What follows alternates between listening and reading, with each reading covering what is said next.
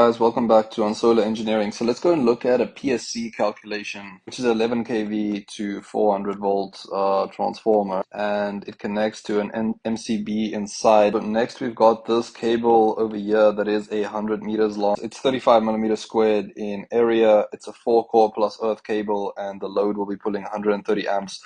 This load over here. What I want to do is calculate our transformer impedance. So it's line voltage squared, which is 400 volts squared, divided by the kVA rating, which is 10 kVA, 10,000, right?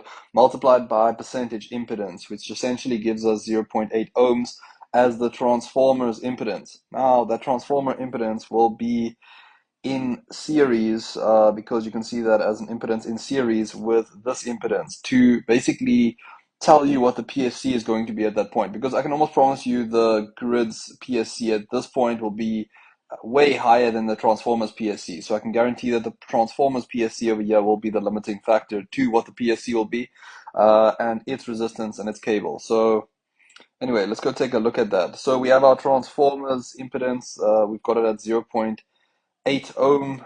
The next thing, we want to use the ohm per kilometer that we get from table E1, and we want to calculate, which we did yesterday for voltage drop, but we want to calculate our resistance of our cable. So we get our resistance and our reactance from the table. These are in ohms per kilometer, thus the division by the 1,000.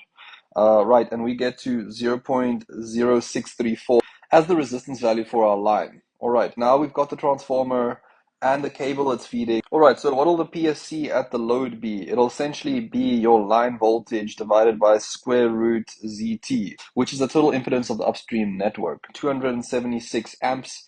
This is how much it'll short on a three-phase fault if you short it right by the load, right? So this fault here will essentially be higher than a phase-to-phase. The exact same equation multiplied, instead of square root 3, which is 1.7 something, it's multiplied by 2 in the denominator, so it essentially comes to slightly lower than the three-phase fault. The phase-to-phase fault will be a little bit lower than. All right, so what will the voltage drop be at the load with this cable? Because the load is drawing 130 amps.